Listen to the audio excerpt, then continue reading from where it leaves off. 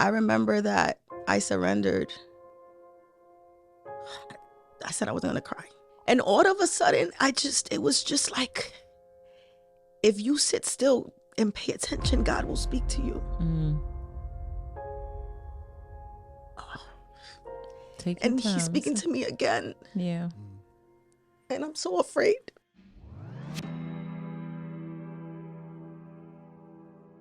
That's what love looked like to me.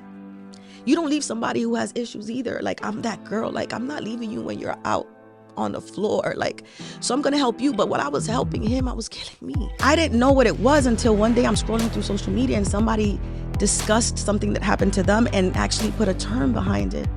And I said, oh my God, I was sexually assaulted. I am not what I do. You know what I mean? Send me a sexy picture. No, Google, there's a field, I do that for work. And half of the time now is uncomfortable. Yeah. OnlyFans to me was an experiment. I was born a wife. I just made a couple left turns, honey. For real.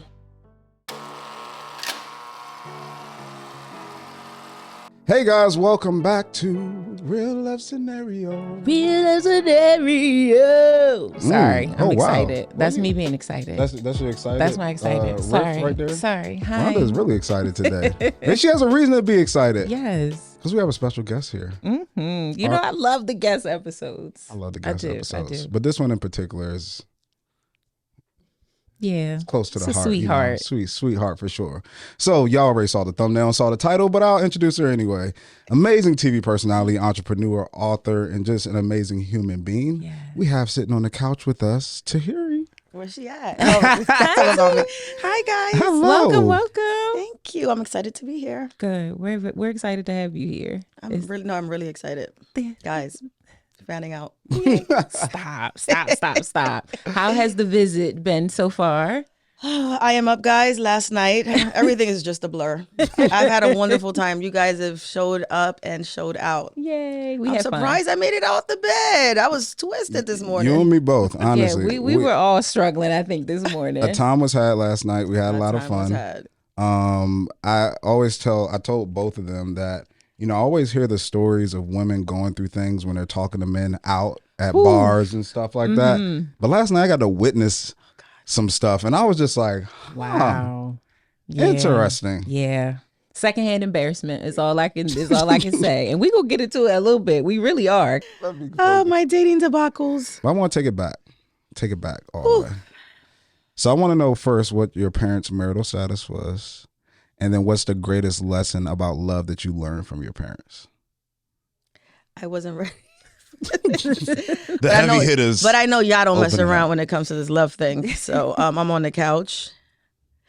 Marital status. My parents were married. My mom and dad. My mom married a virgin. She was. Interesting. Yes. My father was the first man ever. They migrated from the DR and they were together and eventually got a divorce behind her back. Back then, before like all these situations with all that paperwork and before 9/11 and all these things were a lot easier to forge. Oh. So she thought she was married to him. Oh, wow. I think I was like maybe, I want to say 8 to 12. I don't remember the age. And my father was out with this younger blonde chick at a local boutique. I remember the story like it was yesterday. And the salesperson that was helping out my father at the boutique, like the clothing person, the person that helps you try shit on, was listening to my dad saying he was going to marry this young girl. Her name was Judy. I also remember her name. And that person called my mom and was like, yo, are you sure you're married? Because your husband was here with this younger chick named Judy and he's talking about marrying her. Yeah. So she rushed downtown to check, the marriage certificate, and it was dissolved. He had forged her signature, and that's how she found out that she didn't have a husband. However, he was never at home fully. My dad has always been in my life. Okay. But I never knew what it was to have mom and dad dinners. I never, I've always wanted to have 8 kids, but at this rate, because I wanted to pass the mashed potatoes. We've had Thanksgiving dinners, you know, he would come in and out, but like he was floating. You know what I mean? Like I remember him pulling my hair as I'm walking around Broadway and coming out of school, and it'd be Dad. You know, he was present, but at home there was barely a presence. I knew he was my dad. He took care of us. He showed up for things like, you know, money, school, sometimes activities, but home, mom, dad, no. But my mom was married to him, had 2 girls, and that was my family. I thought it was normal too, until you grow, you start growing and you start watching in school what a family's supposed to look like, or maybe the Huxtables on TV. I feel like that's a reference point for so many people. I thought it was really normal. I thought a lot of my childhood, I thought I was normal till I realized at 18 that I was really mad at my father. So, you know, that's, and yeah, everybody says daddy issues, or, you know, everybody, yes, I do have them. Welcome, everybody. Everybody, your parents aren't perfect. Yeah, for sure. But that was my family dynamic. So I think that's why I love a Black man, family traditions, big families. It's like I'm the adopted Dominican. I'm like, pick me, you know? And I guess that's why I yearn for that stability. Well, I think that our stories are very similar in that way. I've talked about my dad on the show a few times, but similar, like he was out of the house, but he was there when I was really young, so I don't remember a lot. But I wanted it. I wanted that feeling. I wanted that. And I had a stepdad, and so we had that for years. But it wasn't until I got older that I realized how upset I was with my father. And I'd always planned to like tell him. And we had a conversation one time, but then I kept planning, and I was like, I just got to get enough energy to like do it. And he died before it happened. He died before it happened. But yes, very similar, where it's like, wait a minute, looking retrospectively, it's like, I actually have a lot to say, and I actually am really bothered by this, because now I think you think about what is the example. The example wasn't great, so I don't really now know how to go out here and be a woman and date. Right, and I thought I knew for a long time.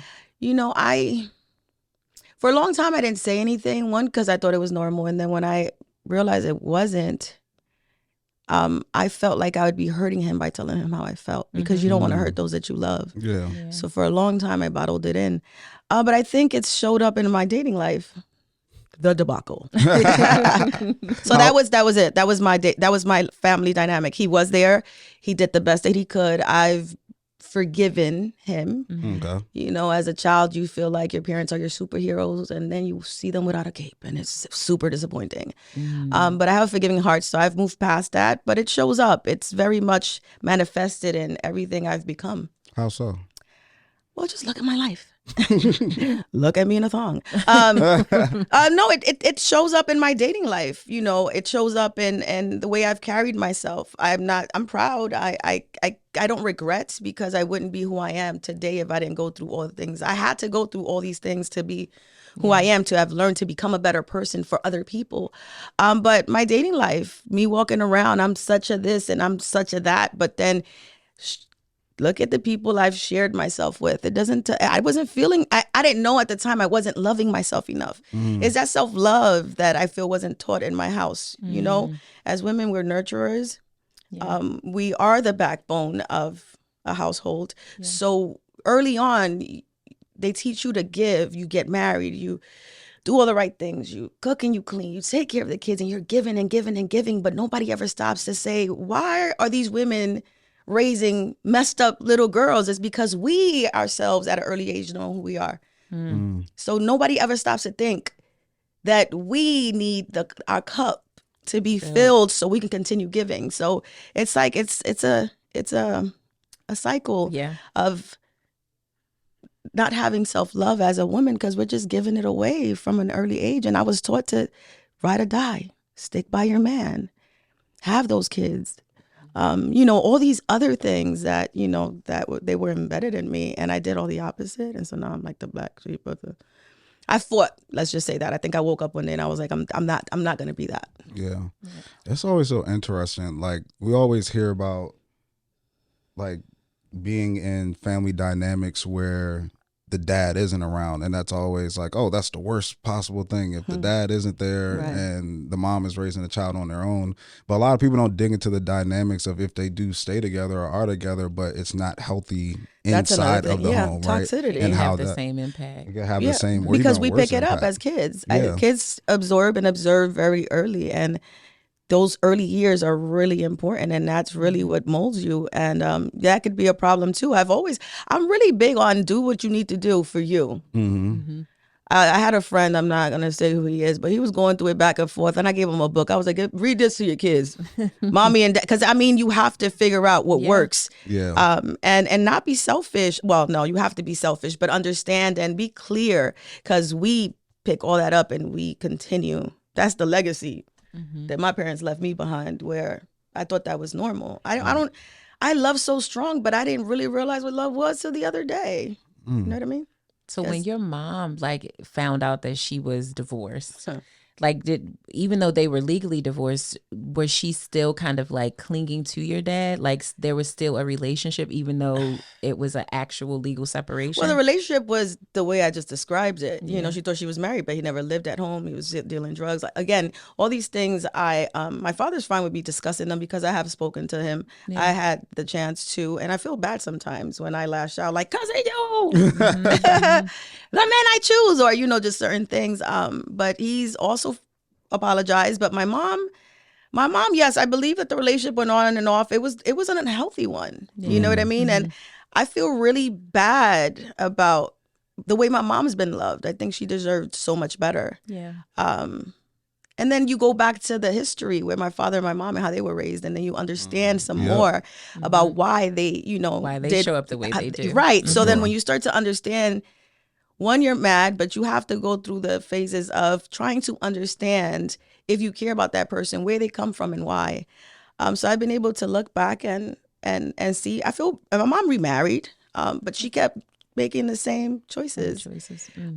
So she they were back and forth, I guess, for a while, but it was over. They moved on shortly after. I got you. Yeah, my mom remarried and then got in a different relationship, and again, it's very similar. Like you're looking for your father to give you the example of who to date, but then you're looking at your mom to learn how to function within the relationships and what a woman is supposed to do. And I can say my mother was very strong. Even though the one of the people was not the best choice, right, she ended it pretty quickly. She did not stick around in it. She was like, we're done. I can't do this. So I will say I drew to be strong and to stand up for yourself. And so I always got that from my mother, but it didn't change the daddy issues, right? Yeah. She was a great example, though. I feel the same way about my mom. I think she was very strong. And even in just dealing with that shit, just for the sake of her kids, you know what I mean? Yeah. That's because I couldn't. You know what I mean? So she was very strong, but then her choices, her decisions, I'm able to now dissect it. I'm able to take the good and the bad, older me now, instead of judging, I'm able to say, okay, so I want to take this from you, and that I want to leave behind. You know what I mean? I want to just cut the toxic, but my mom's strong, but she's made some decisions, boy. And you have siblings, right? Yes, it's my mom has 3 girls, and my father, I'm one of 14. I'm the oldest. Got you. How's that impacted them as well? Well, they're from different women. Got you. So, it's you can definitely tell when we all get together who's your mama. I'm not judging, but for real. Yeah, we can definitely tell, the difference, and it affects us as people, because subconsciously it bothers me that I don't have that tight knit relationship, and when I've tried, it just hasn't been very successful. And now I'm older and I go see him, and he has, I think, numbers 7 through 14 out there in Dominican Republic, and they're younger, they're babies. I think the youngest is I want to say 7, 8, and they're so crazy about their dad. And although my dad, he wasn't the best, I'd be like, he's my dad. Y'all better sit down. But it's a lot. It's a lot. And unfortunately, raising a whole bunch of not, all the way too many kids. And you know what I mean? how do you get your arms around it? Or you can't. You know, can't. like you just can't. So, and they're not my responsibility, although they're my siblings. I try to do the best that I could. I just know that life be lifing, and now you got another slew of kids that are now possibly going to grow with, that just go to therapy. As early as possible. Please. As early as possible. So speaking of early, so when you started to date, like your first memories of that, I assume you probably were like a teenager. Do you remember that teenage love and like what that feeling was like, and maybe even who it was? Yeah. Yeah. Well, are you talking about like the one before my mom found out? The one before I got my ass beat? Yeah. Oh, the real boyfriend, because I had a little crush that I used to hang around with. Shout outs to Manuel, he's in Dominican Republic. But then there was this one guy. Yes, he was on a... blushing now. He must have your heart. Puppy love. He's cute. He was cute or whatever. He was the man back in them days now. Yeah, I remember him. And he had some traits that I liked in men, the power. The dude on the block. He was, you know what I mean? He was pitching up mixtapes. He would get these CDs and put all these slow jams or the little cassette tapes. And I'm telling y'all my age. And he would sell them. He was a hustler. I used to go to the corner store and take everything I wanted and leave it on his tab.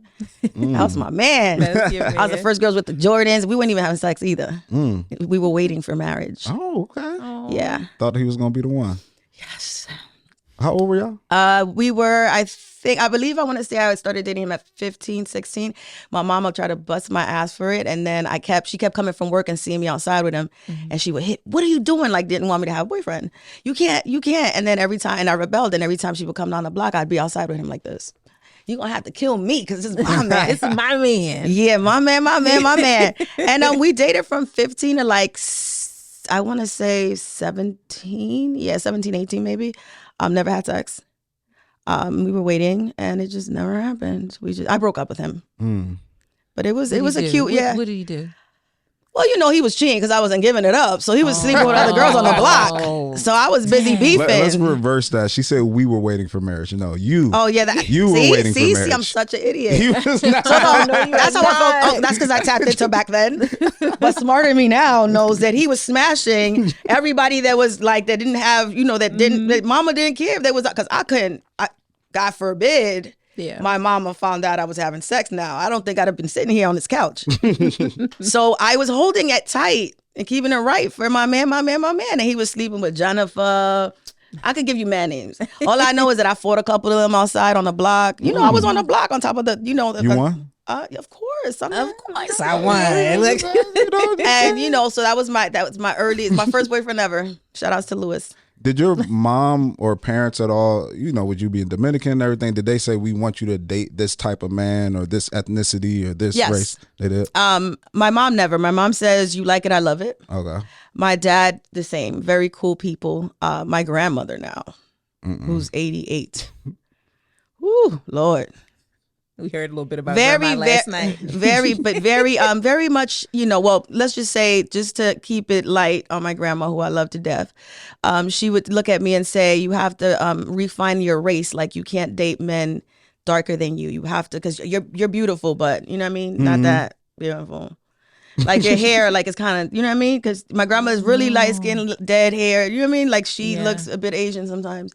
And she would look at me, and say that I couldn't bring a dark man home. But then my grandfather now, if you turn off the lights, you couldn't see him. So I didn't understand the logistics behind it. Right. When my grandfather and my great-grandfather are charcoal. How you going to tell me what to do? Right. So guess what happened? I did all the opposite. I love me some chocolate. That's like a theme. Like, you have rebelled. Like, I don't tell me what to do, ma'am. Because I'm going to do it. Yeah. So I'm like that. Yeah. I hate no's too. I'm a figure it out. Yeah. You say I'm gonna get it done. So my grandmother told me not. She said, you're pretty, but I need you to bring somebody. And I remember my first argument with like a black guy I dated, and my grandmother was like, that effing. And I looked at her and I was like, Grandma, no. Yeah. But she snapped out of it. I think most of her grandkids now. We done all. We like chocolate. Yeah. Brought the chocolate. I think, she's done with that. But that was what I grew up listening to. My hair was nappy. They would say your hair is bad. So I didn't know. They would be like, your hair is bad. And then eventually I got celebrated in a hair magazine for my natural hair. And I called her and I was like, how dare you? Look at me, your granddaughter on the cover of the Hair magazine. You know, no, I feel like that's typical sometimes. Like grandparents, they're in a different stuck. era. It's a different era. Like, I agree. It's reasons that they think the way they think. And I get what you're saying too, because Rhonda and I talked about this. We got made fun of things when we were kids and talked about, but now it's like we celebrate. People love those things. But it's funny because they will put that, like, they will make you resent, like, not like yourself by just saying these things as a kid. Yep. And if you're not like, you know, therapy and like friends and now and living and learning that they're crazy and you're being celebrated. That's why I'm very careful with my niece. Yeah. My niece is 2 and there's certain things, and shout out to my sister. She does a really good job at even stopping me sometimes because I'm stuck in my own ways because I come from that. You can't say that. Don't say that. But why? Da-da-da. She's like, you say this. Doing it different. You have to be very careful how you speak to children because they believe it. They're sponges, fully. So talk to us about becoming Tahiry, right? So you've always been Tahiry. That's who you are. But the persona Tahiry, like how did that come about? How'd you get there? Let me take a drink. You talking about the Tahiry that the world thinks they know? Yes, that one. I be thinking that the world knows me. And then every time something comes up, or just in general, I realize that I thought I gave the world a lot of me and people really don't know me. No. But the persona happened out the blue to me. Yeah. Fell into it. Well, I used to, I think I manifested it. As a kid, my father would take me to Macy's shopping. We did a lot of that. And Papa was, Rolling Stone, but a hustler. So I would be walking down the aisles of Macy's. Now, when you walk into a Macy's department store, it seems very small now that we're adults. It's not like the biggest. Like we want to go to Neiman, we want to do other things. But as a kid, imagine being a child walking through those aisles and there's always the perfume lady or the man trying to spray you. Yeah. To me, that was paparazzi. I didn't even know what paparazzis were. I swear to God, this was me as a kid, while Dad would walk around with those cowboy book bags full of cash just to pay whatever I wanted. And I would just walk around and do whatever I want. And I would be like, I'm going to be famous one day. So moving on to junior high school and being in dance up school, I would tell my mom, like, Ma, I don't want to be Dr. Jose. You got me fucked up. I don't want to be Miss Jose the teacher, because where I come from, titles are very important. Yeah. So they don't really get what I do. They're like, what? Right. Where's the doctor? Right. I don't want to be an engineer. I don't want to be that. I want to be famous. And my mom would be like, child, please, whatever. So I think eventually it happened when it was supposed to. I went to school, graduated. I was going to go into law enforcement field. I didn't want to be a lawyer. I wanted to have a gun and I wanted to fight crime and I wanted to protect my people. But my dad was a drug dealer, which was funny. But anyway, did all that. And it eventually wound up, being in a relationship that kind of catapulted, like, just our dynamic. It happened fast. It happened so fast that I'm not even mad at the mistakes I've made because I didn't plan to be here, which is why I hate that question. Where do you see yourself in 5 years? People, I mean, I don't know. I'm going to have to probably unpack this in therapy, but I don't like to be, I'm like, I didn't know I was going to be here 5 years ago. To me, I was going to be married to the captain of the police department. Because I like me some, you know what I mean? I was going to have 3 kids to 8, live in a house in upstate somewhere in New York, and live the soccer mom, but yet, I'm also a captain in the police. You know what I mean? Like, that was my life. Yeah. That was the I gave up that dream of being famous when my mom kept, like, not supporting me in my dance recitals. And, like, they just wouldn't it wasn't important. It wasn't what I was supposed to do. Meanwhile, I'm fucking standing at audition lines being number 3,399 on an MTV line without my parents' consent, because I wanted to do something. You wanted it that bad. And then I gave it up, and then I just kind of I succumbed to this is my life. You go to school, you get married, you have kids, and that's just your life. So you're attracted to hustlers. Am I attracted to hustle? I'm one. Yeah, that's what I'm saying. The only reason I'm not Griselda is because I'm afraid of jail. Let's be right. I thought I was Tupac. I'm a little Sade-ish, baby. And because my father, when he got busted, I was too young to even continue in that. I believe if I was to be a man and I was a little older, I probably would have been I probably would have been holding it down for him. I was too young. So I'm glad we're talking to you, because I love talking to people who've been in like a specific industry for a long time, because you've seen so much of it, especially before the era to where there were like phone cameras and all that stuff like that.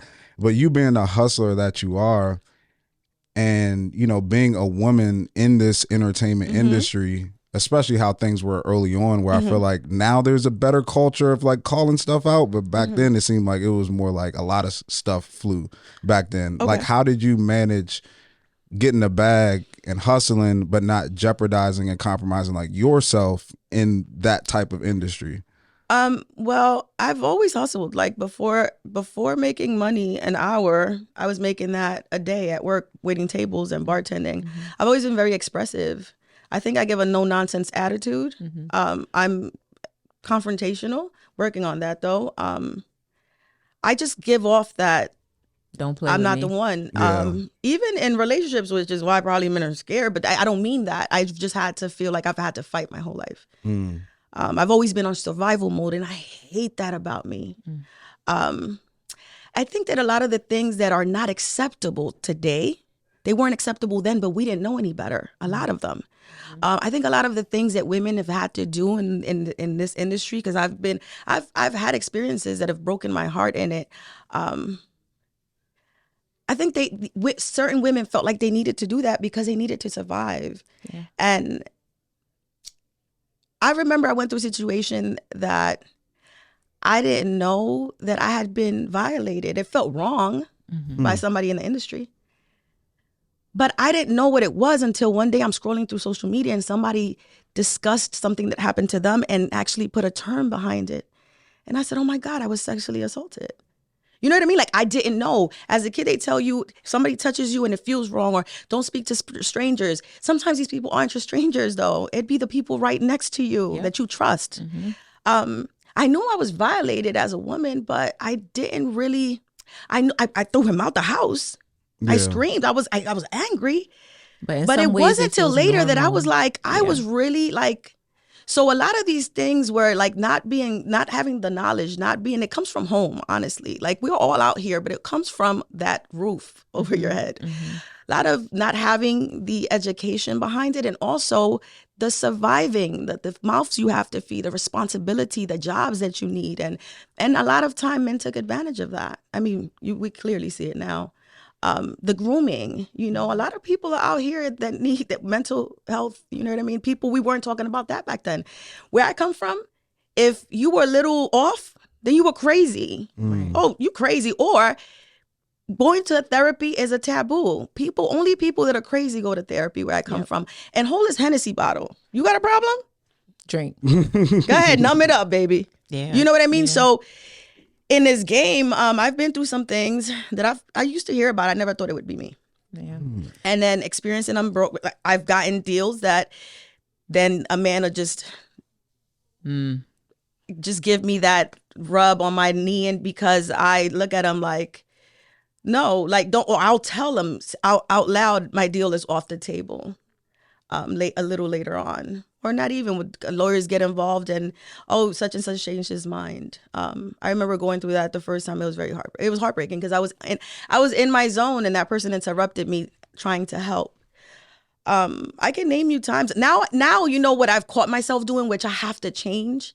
If you ever watch me outside, you ever see me outside and I look crazy in a sweatsuit and I'm with a group of men, it's because I dumb myself down to be able to feel like I'm being heard and not looked at. And I was doing that. So I was doing that without noticing. Yeah.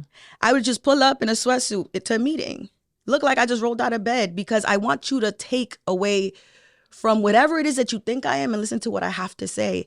And I just recently, because I am healing, I'm on the journey of not healed. Any day now, I might get It's a process. I might get that. You be like, oh, she's getting Harlem. I've realized that I've dumbed myself down in like just with what I have on, just so I can be heard, and I don't want to have to do that. But I'm just tired of going to meetings and the meeting turns into a second meeting and I'm not that hungry. Do I look hungry? I'm gonna lose weight. And then the third meeting is because you just want to meet me and you're really not interested in the business. I got time for that. I'm just so sorry that you're a victim of sexual assault. And I think sometimes we blow through that when we hear it because it's a story that so many people have, so many women have. Like, I don't think I know a woman, from my friends to some of the women in my family, my own mother. We have all experienced it. And so I'm very sorry that happened to you. But I also think it just sucks. And it's just like shitty that you have to pick, right? Like, you can't be beauty and brains. You can't be sexy and smart. That you always have to choose. The fact that you can't just, and I think now it's different. Like, it's better now, but it's still an immense amount of judgment on like, oh, if you dress a certain way, if your body is shaped a way where if I put this dress on, it's just going to do what it's going to do because this is the shape of my body, that it's like, oh, I can't take her seriously, or she's a bird brain, or she must want something from me, so I can't actually listen to her. And I'm sure that that's probably a misconception about you just because of what you do, what you've done, where I'm sure it like makes it hard to even date. Like, it's one thing, it makes it hard in the industry. Absolutely. But it has to make it hard to date. Absolutely. I'm really big on having a moral compass, right? I'm also growing. So the things I used to love to do, or I didn't find problematic, or certain poses, I have a problem with today. The extent to where I take some of my things also have changed. Like, my photographers laugh now, and I'd be like, who am I? You know what I mean? Like I said, I'm proud. I have all my covers. Like, they're my accolades. I don't care what nobody says. Like, I've done things that I never dreamed of doing. I've traveled the world. I've made money. I've done so many things because of my behind, right? Yeah. Shout outs to this booty. Shout outs to the booty. The beauty and the brain. It is beautiful. Thank you. I'm fighting fucking gravity now. But so I am really proud of these things. However, these are the things that walk in when I walk into any room. Fuck what I'm talking about. You know what I mean? And sometimes I feel that.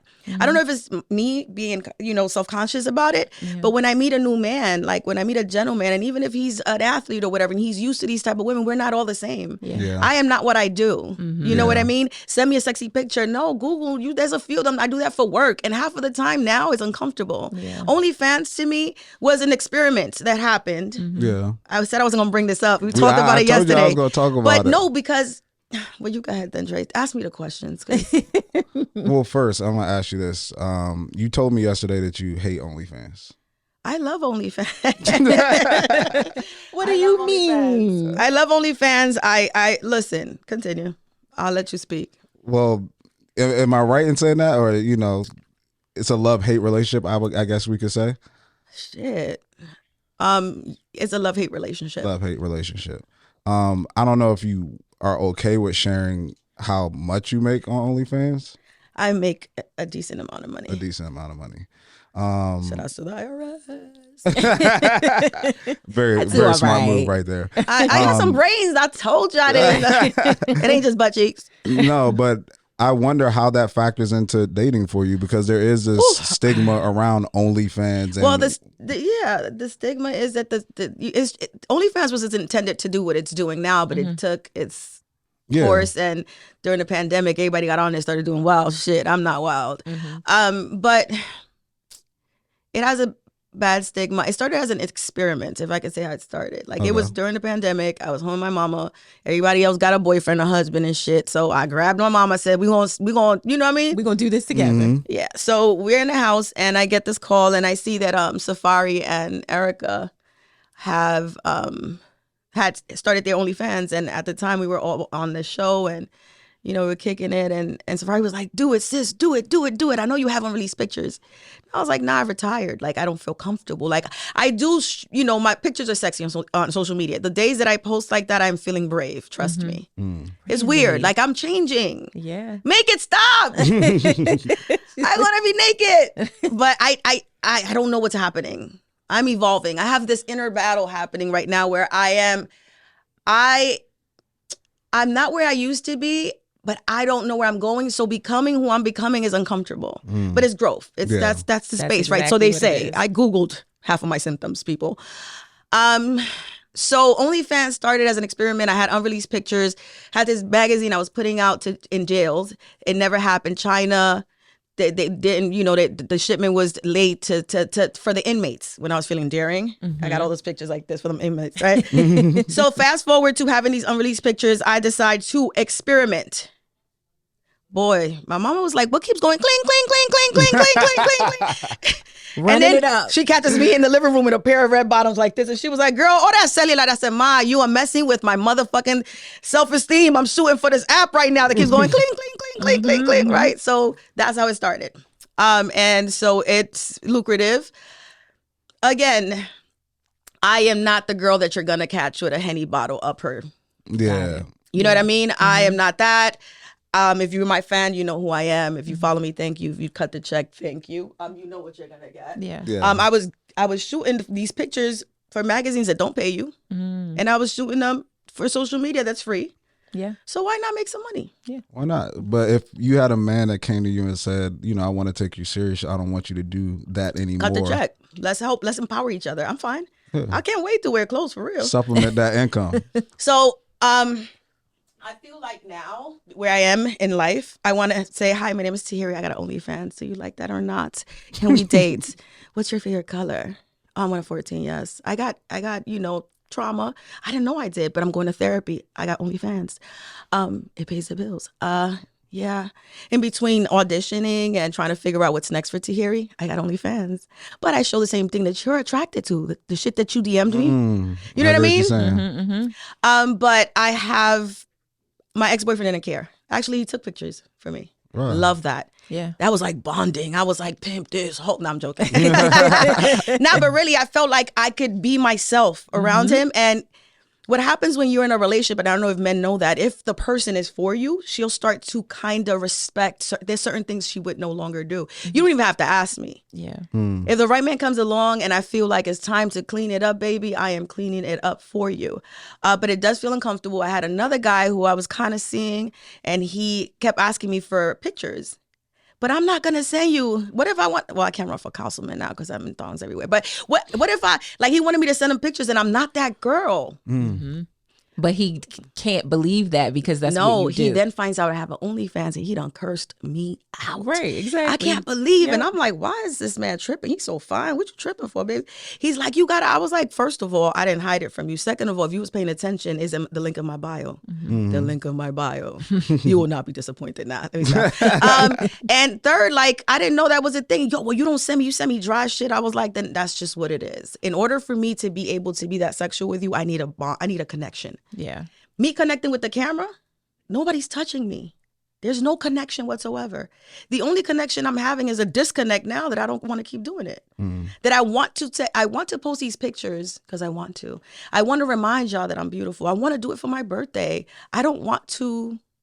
It's not sexy no more to open my legs like Little Kim like it used to be. Remember that one picture where she's that hardcore, the cover of Hardcore. And I love that was a hardcore Tahiry. I think I'm growing into that soft girl era. The soft Tahiry. Yeah. So with that, I won't say the only way out as a man, but do you feel like what's the exit to that? Like the exit strategy is transitioning into a lot of other things, podcasting. Yeah.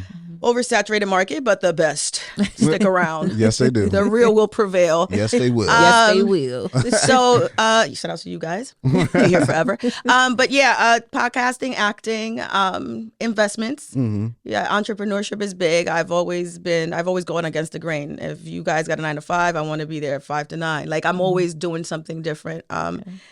And that's what that's actually the dilemma I'm having. It's chasing my purpose, no longer chasing the bag. Yeah. I've been in a place where I've packed everything I own in boxes and gone through really, really low times, and none of those things helped me. You know what I mean? So I realized in moving that way and not really being honest with my public that I was still stepping out, but I wasn't using none of those things that I thought I needed. You know what I mean? I didn't understand the void. I worked so hard. I remember I wanted to wear furs. And I remember I saved money to get this. I mean, it never made sense to me to ride the train in a fur because then I had it fucked up. I kept thinking furs were super expensive back then. Mind you, I'm a whole hustler's daughter and I always had everything I wanted. But when you start to work for yourself and daddy's in jail, you start to realize you learn the value of $1. And I remember wanting this big ass fox fur, that You Can Hate Me Now video with Nas. You can hate me now. And they had the slow motion. So you know I got that shit. I got that fur with the Uptowns. I remember I would go out and I worked and I'm a Taurus. I like good things. I like luxury. I work hard for it, right? So I like good things. And then God sat me the fuck down. And I remember moving and having my mattress on the floor. I can afford a bed. And people want to give me furniture for a post. Hit me up. And I remember just sitting in a room with all my Chanel bags and everything I ever owned in boxes and just feeling empty and lonely. Is that where go ahead, I'm sorry. No. Is that where your healing journey started? Yeah. That's where it began? Yeah. Talk to us about that process. Feeling alone in a room full of people that like you and they don't even know you, really rough. You know, stepping up, stepping out and embracing and hosting and being the life of the party and people wanting to be there to see you, but you don't even see yourself. Really tough place to be in. Yeah. But then you maneuver, you keep going because you have to pay bills and people rely on you and you drink and you just drink and you drink and you drink and you just keep running. Yeah. So you just run. And it's the reason why a lot of people in the entertainment business either commit suicide or get high because they're chasing that the not wanting to feel because it hurts. Yeah. So I would just drink. Well, I mean, I'm a bartender at heart. Like I'm not cooking, but I'm gonna get you fucked up. So I think I became that person who just, all I knew how to do was work. I drowned myself in the lights, camera, action. Yeah. And then I sat in an empty room and kept going, but I didn't use any of the things that I thought I needed. All of the things I worked hard for to buy, the watches, the cars. I drive a Honda right now. Not because I can't drive the Lambo truck, but because I'm comfortable with my Honda. That's why I'm not getting rid of that Honda ever. So I remember that I surrendered. I said I was going to cry. No, it's okay. It's okay. And all of a sudden, God was knocking on my door, giving me all the things I worked hard for, and I didn't even care for them anymore. I was getting calls, hey Tahiry, you know, we got this fur company that wants you to come through and just pick anything you want. Yeah. And I didn't even want it anymore. I kept saying to myself, I'm doing carpets and I'm out and I'm wearing the same black whatever, like. Shit, I remember one time I got called and it was like, yo, we need you on this carpet. And I had sneakers and glasses and I went and got me a t-shirt at H&M and I did it. I stopped caring about the things that I thought I cared about or the things that I thought people would love me for, the things I thought I needed to be seen. Yeah, yeah. And I kept getting calls. Tahiry, such and such need you. They don't got money for you, but you can get anything you want from the store. And I didn't need anything. Yeah. But my father did with his kids, so I would get them stuff. Yeah. And all of a sudden, it was just like, if you sit still and pay attention, God will speak to you. And he's speaking to me again. Yeah. And I'm so afraid. Hugging you. Because I'm changing. Yeah. And who I used to be pays my bills, but who I'm becoming, I don't know where I'm going, but I know it's going to be great. Yeah, yeah. So that's where I'm at. Yeah, I think that surrender is beautiful, and I've been there, and I would say still there. You know, you do have to. It's interesting because you say, I'm getting all of these things, like these very tangible things, but the thing that you want the most, they're intangibles. They are like health, mental stability, your heart to be protected, peacefulness, safe, feeling safe. Yes. And it's scary to not know how long you'll have to go through the surrender and the suffer before you get it. But surrender has such a negative connotation to it. Yeah, I'm a warrior. I'm a fighter. I can keep going. I can do this. I got this. I've done it. I'm going to continue to surrender. Yeah. I used to be like, man, but then I would see myself in my head in prayer, like in on my knees. And I'd be like, I don't understand. And so, you know, we're creatures of human beings are creatures of habit. Like, you know, there's times when I tap into old me and there's so much dance. Life is about a dance and I'm dancing. But So so I'm trying to figure out, all I keep saying to myself now is just I have to be true to me, and be honest. Like I have had to look in the mirror sober. I think that was the toughest. I think I geared myself up for this October 1st.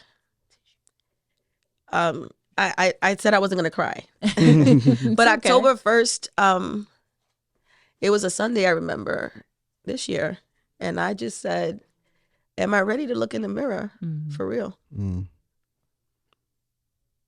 Because you look in the mirror, I mean, I get my makeup done on a daily. Yeah, for sure. We outside. That mirror to your soul is a different mirror. That's a very, very different mirror. And I did, thank you.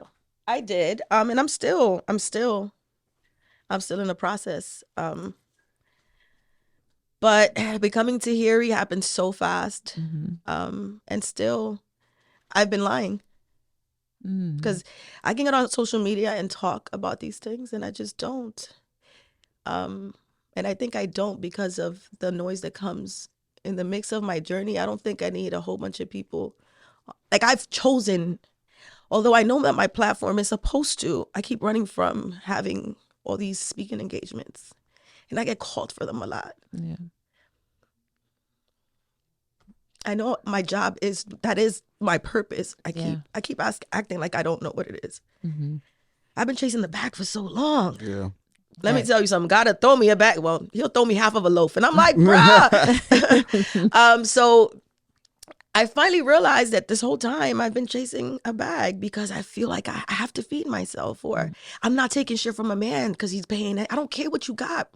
I do not care if you're LeBron James, Barack Obama. If I feel like I'm not being treated correctly, keep your I don't care if, matter of fact, when I date these men that everybody seems to think whoever I've dated or whoever I even pay attention to now, or even back then, I never Google. I gotta give them what I want to be given. I don't want that preconceived notion of who you are because of what you hear. I don't even want to know your fucking worth. What the fuck does that have to do with me? What's up with your character? Like, who are you? How do you deal with adversity? How do you deal with death in the family? How are you going to treat me? How do you take care of you? Do you have the necessities, the essentials that you need to carry on with life without me? Because then that'll let me know that you're preparing yourself for life with or without a person. Yeah. So these are the things that matter to me. So yes, maybe what these people see on social media, becoming Tahiry who they think that I am, I'm really not. Okay, this has just been... I just went on a rant, but that's what I'm saying. Like, you get judged, but becoming Tahiry hasn't been easy. It happened fast. I don't regret it. I'll do it all over again. And I'm super thankful because with all the good, the bad, the perks comes this me. At least I'm paying attention to who I am. A lot of us, I think, don't in the industry. We live that lie and believe it. Yeah. You share so much. I'm sorry. And I thank you. Don't be sorry. Thank you for that, because I mean, there's so many things that people could take away from that. Number one, that surrendering, not knowing what's going to happen. That's what faith is, right? Jesus Christ. That's what faith truly is I didn't know what that was. You're surrendering everything and you don't know what the outcome is going to be, but you're putting it in God's hands. And it's rough. It's hard. It's tough. Like, you need strength to get through that, but you are going about it the right way and going about the process the right way. And my stepdad always told me, when you do what God says, he will show up for you. Like, he definitely will show up for you. So I'm glad that you're on that journey. And then the whole journey of finding purpose too, like what that is. And so many people get confused about that too, because I had to learn that as I was getting older. What's the difference between purpose and position? Because I used to tie my purpose to the position that I was in. And I always tell people, your purpose is not your position. It's like a chair. The purpose of a chair is to hold you up while you sit, but that chair can be in Atlanta. That chair can be in Florida. That chair can be in a courtroom. It could be in a restaurant. No matter where it's positioned, it could still fulfill its purpose. So it's like, as you're looking and moving forward in your life, like trying to find your purpose, I feel like you're doing the right things and on the right journey. Thank you. And, connecting with God and your faith and, really getting in the mindset of wanting better for yourself. But you also talked about therapy a lot too. So what role has that played and you discovering more about yourself, because therapy is hard. Rhonda talks about it all the time, because sometimes you got to go back. Sometimes. I guess the foundation of it is going back. Yes, and then you don't, and that's a lot. It's like regurgitating all the pain, but here's the thing. I feel like, dang, like an hour from my I be looking at my therapist like, you want me to unpack this bag? I mean, we ain't even done with the other bags we open. Every week is a new, because you're living, right? So as life throws things at you, you're trying to go back, but then the therapist call you, because I do virtuals, and I'm like, but let me tell you what happened to my grandma this month. Let me tell you what happened. Let me tell you that I think this guy ghosted me. Did he really ghost me? I'm like, I'm going through so much, and time goes so fast. Yes, the session ends, and you're like, we just How about when you don't want to go back? Like, you don't want to cry that day because you already know, and you're exhausted. You had a rough week, and you have to speak to therapist, and the therapist is going to make you do this, and you're like, I don't even have another tear in me. I don't have it. I told Dre, after I would get home, because I was in a relationship when I first started therapy, I would get home and he would be like, babe, how was your session? I'd be like, don't talk to me. I can't. I'm going to sleep. I don't want to talk about anything. Like, don't ask me anything, because it would be exhausting sometimes. It's exhausting all the time. Yeah. Because I'm there. I'm in that phase of going back, understanding my dynamics in order to help. I believe therapy is a soundboard. It's getting it out to someone that you're paying. But more importantly, that, not judgmental, non-judgmental. They're not, you know what I mean? They're not judging you. On top of that, they give you the tools that you might need to navigate these thoughts in your brain. And I think that's very important. There's certain things that I've learned. Yeah. Because, you think you know it all, or, you speak to your friends and you go through life, and some things are not as clear. These aha moments, in order for you to get better, need to happen. And so certain tools are important, and I think that's what therapy showed me. A lot of things he tells me, I already know. You just got to hear it from a stranger. You do. Very true. Right? Like your boy, everybody will tell you, did I tell you? But that one person, and then you come home, you're like, let me tell you that they told me. You be like, I've been telling you that shit the whole week. My wife come home from therapy, he's like, I got an epiphany.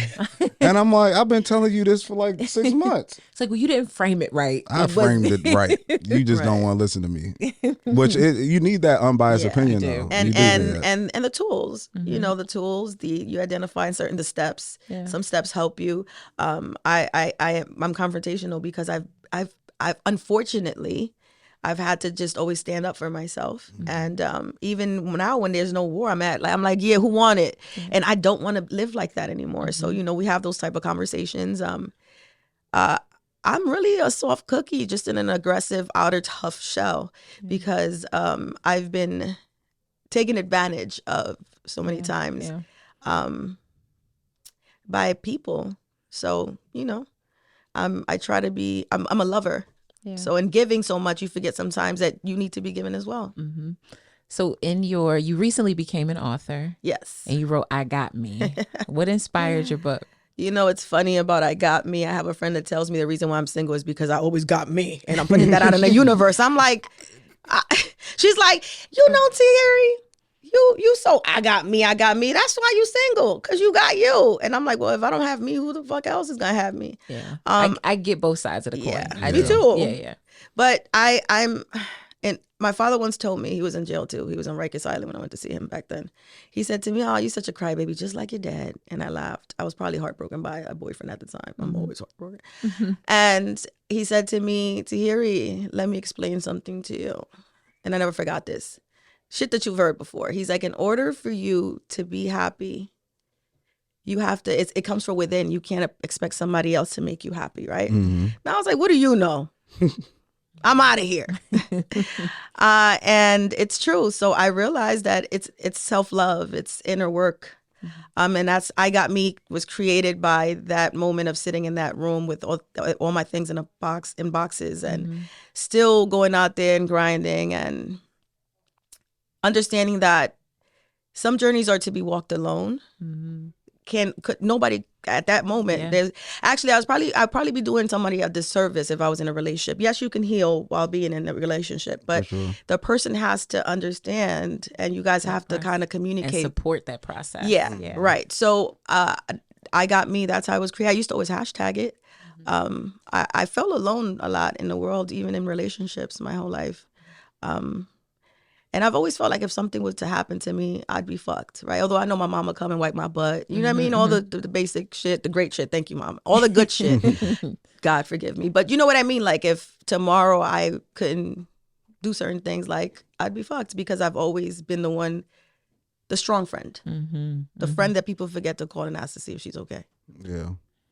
Well, I know with going back to something that you said you have, you're soft on the inside, but you sometimes may come off like a little harder or, aggressive or what some people may say. And unfortunately, I have a lot of friends who are, what would you say, like just a very strong personalities. I will say that. But the way that men react to them and approach them and talk to them is like they're not women, right? It's like, no, I'm soft. Like sometimes this is just a shell that I had to build up to protect myself, right? In the environments that I've been in.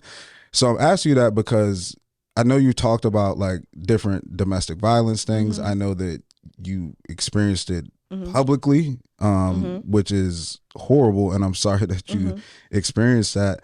But I heard you say on the interview that a man will break your soul before he puts his hands on you, or break your spirits before he puts his hands. Yeah, he breaks your spirit first. What do you mean by that? Like, what does that look like? So for all those people who are dealing with it and maybe the relationship hasn't reached that part of it yet. It's going there. Yeah, but what does that look like? It's all these red flags that we fucking ignore. It starts with verbal. With me, it started with, oh, you look tired. Mind you, I'm a whole 25. It'll be like we will walk into the supermarket and he'd be like, it's your turn in front of everybody, like, and the food is just laid out there. And I'd be like, I just bought sheets for the house. Did I buy one pillowcase now? Like, did I give you half of the vagina? Like, but seriously, it just starts, I'm always joking around, but seriously, it starts with verbal. It starts with, you look tired. Without me, you'll be, nobody's going to take you serious. The man with the biggest mic wins. It's all the intimidation that anybody could put on you. Talking down to you, the lifting you up and dropping you, like the emotional, the emotional imbalance, that's the verbal, the emotional abuse. They start to make you feel as if without them, like, who's gonna take you serious after this? Like, God forbid you got kids, because then they'll throw who's gonna take you serious with 3 kids? With me, as used to be like, oh, you without me, you're just gonna be another fat ass. Like, it starts slightly. You don't realize it until you all the way in to your self-esteem being on the floor and you actually feeling like I am. It's crazy because I look back and I'm like, I know better. I was raised better. I'm a strong woman, but you'll be surprised at things that can happen when you're in love, and they isolate you from everyone as well too. All that shit starts, and then you see yourself no friends, only into this person, all the sick things that could happen. And next thing you know, the hands are, eventually becomes physical. So when they break your spirit, you have nothing left. You're drained.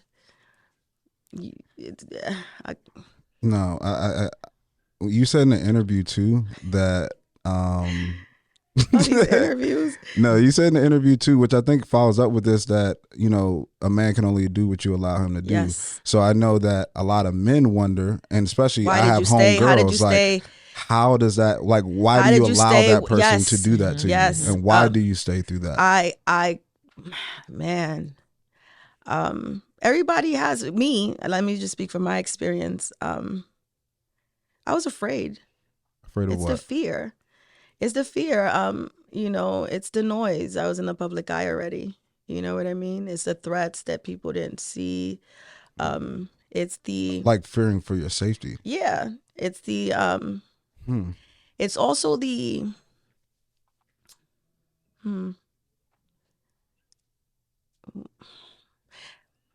I look back and I'm like, it's you'll be surprised though. Like, that's why I don't judge when it comes to these type of things, because I'm a trooper and I stayed.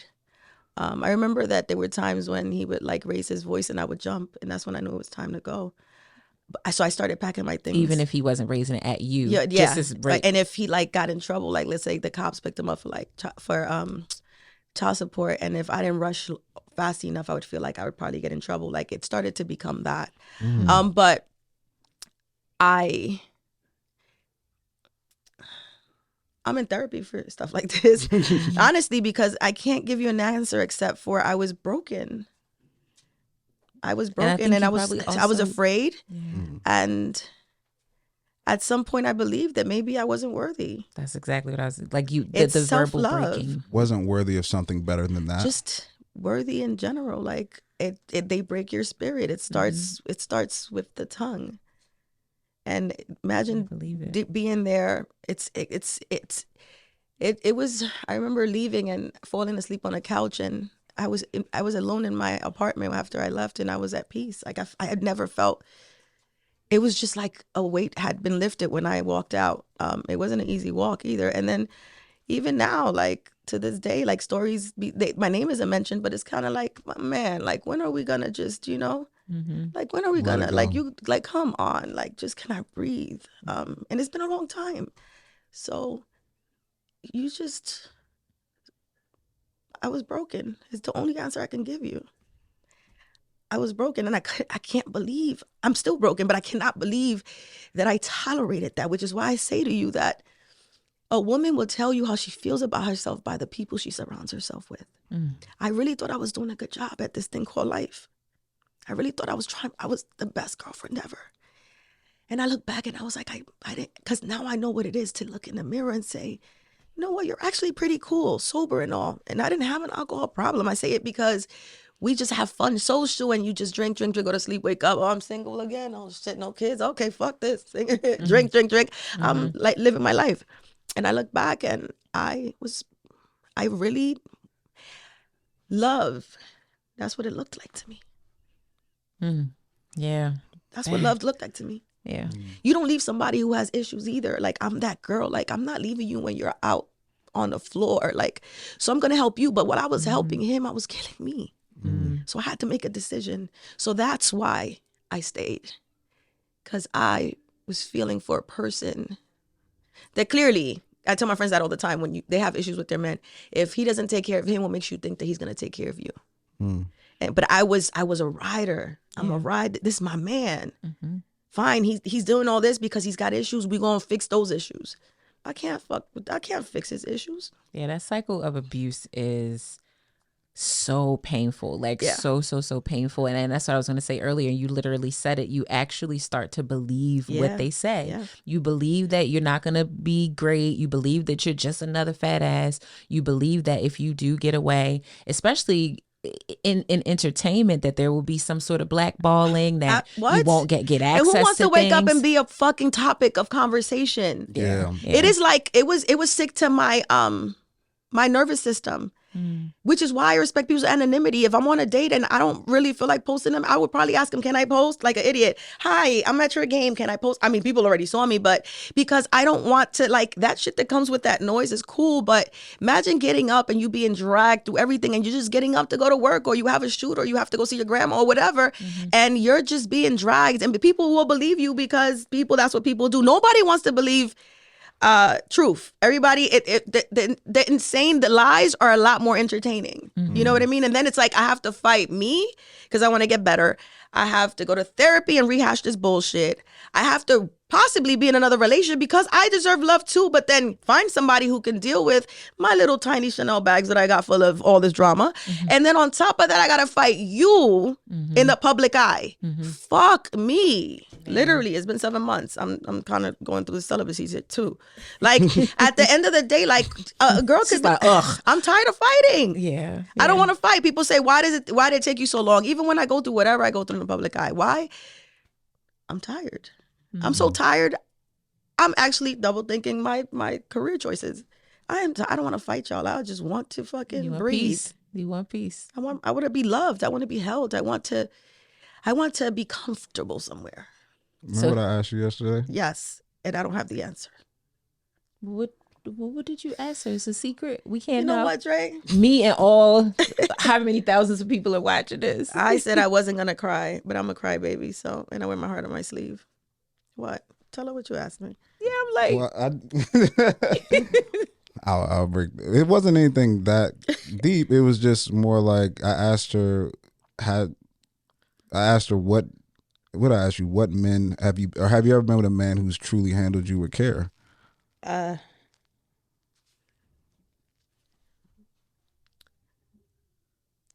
Yeah, I mean, we had our moments. everything is relative. I mean, I've had great times. I've had great individuals in my life.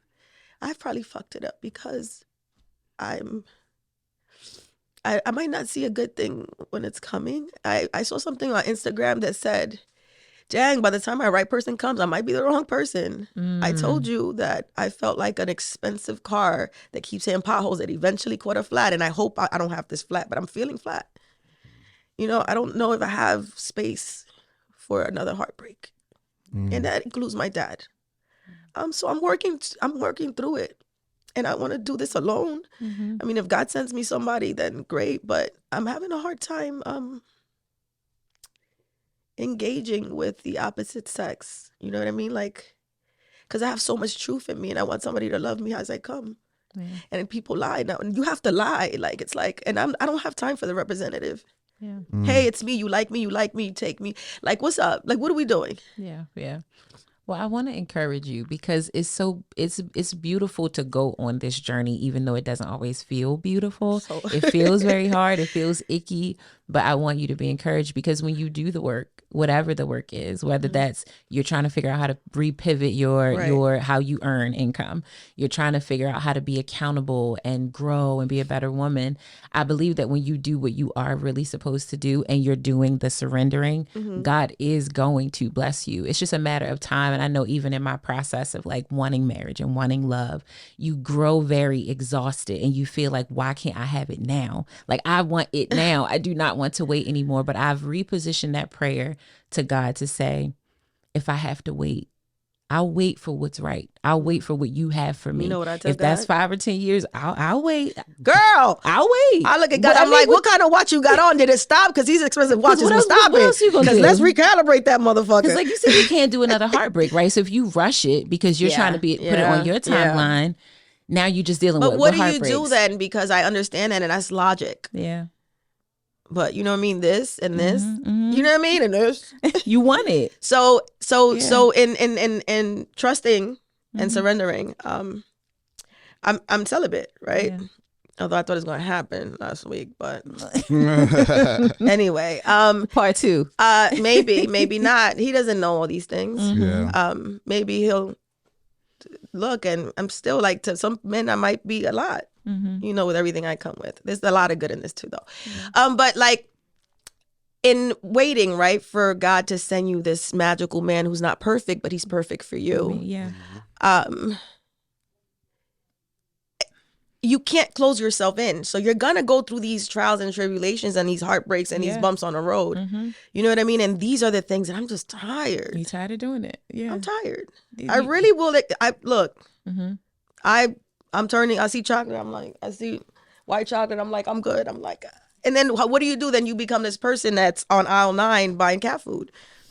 I mean, I think to answer your question, what do? You just have to find ways to remain hopeful. Like I love looking at Dre and Bree's relationship or other people because it helps me to hold on to the faith and the belief, but also just like get really, really I was good. there yesterday looking at y'all like.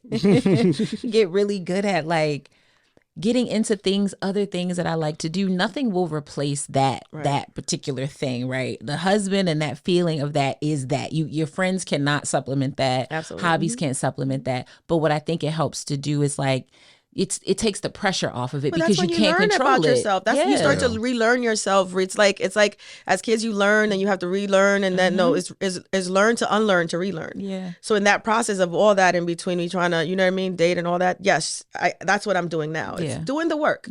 But God, sometimes you want to come home and be like, so about, you know, how about them Knicks, or just have a beer and be like, baby, let me tell you about my day, or share. I've traveled the world. It was cool. It is so cool. These girl trips are so good. But let me tell you something, honey.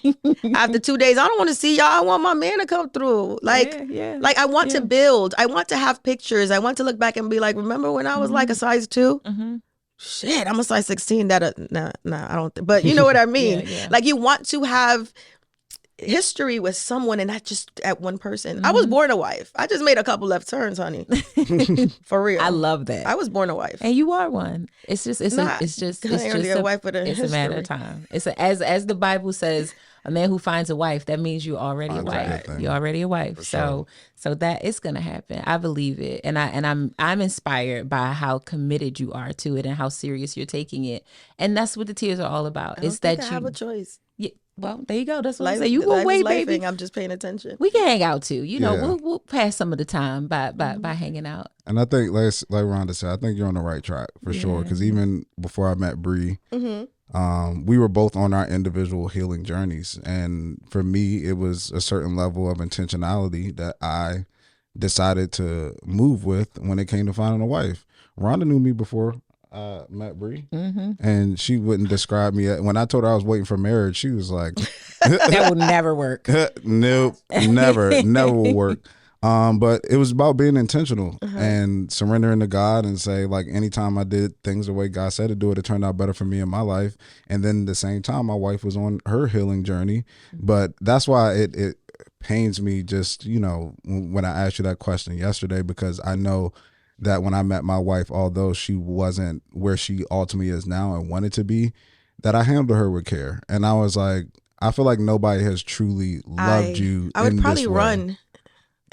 But that's the right man is not going to let you though. But okay, so then yes, I agree. Where is he? What's his address and his name? I'm accepting emails. Follow me. No, but seriously, yes. He's not going to let you because he's going to see that and be like, get back you always trying to Come run. on. No, I'm not letting you run. It freaks me out. It freaks me out. I've had great situations, and the minute it feels like something that I've never felt, I get anxiety because I've just never, you know what I mean? And with that, okay, so defining the not being treated right, it isn't getting beaten all the time. I've been through certain domestic violence situations. It doesn't necessarily just being handled with care, as every woman should be handled, even in business, even my daddy, like, you know what I mean? It's just all the way around. It's just not being hit. Right. Yeah. You know what I mean? I've traveled the world. Men give me, I get fluid. I can do whatever I want. I know what it is to use my power, the power that we possess. I woke up one day and I was like, women are so emotional. I know what to do now. I can work magic around these people. I just don't like to play games. I'm at this big age where I no longer am interested in playing around. Yeah. So going back to my history, my answer is I don't think I've ever been handled with care. Not fully. Well, we manifesting for that yes, for you. We are praying that happens for you. Yeah. And this has been incredible. We need to have a part 2. That's what I was talking about. Didn't I just load my whole, like, I dumped it on y'all. We're gonna do it when you're through more of the process and when you're feeling more positive about it, and definitely just your overall love story, because it's gonna happen. And then you and your man can be on the exactly. Couch. Oh wow! Exactly. Let's manifest that. I got you. No, this has been awesome. I appreciate you coming. You're a real lover for sure. Part of the Real Lover gang. We appreciate you. Thank you for having me. So much. Well, tell us where we can find you, like online, wherever you want to plug, whatever you got going on. At The Real Tahiry on Instagram, at The Real Tahiry. And then you can click the link and you'll find absolutely everything I'm doing and all the upcoming things. All the upcoming things. And At This Big Age will be coming soon, which is a pod of, just girl talk, things that, we have on the group chat. I told you last night, I love the name of that. I cannot wait to see it. I don't think anybody's owning the, hey, we're in our mid-30s and 40s and we're fucking fabulous. Yeah. So let's talk about it and have fun. Yes. Well, thank you again for joining us. Of course, you know where to find us at relationshiprestored.com. You can, of course, go there, write your scenario in, but also follow us on social at Ronnie Cakes. That's Dre Smith. And at Relationship Restored. We'll see you next time. Bye.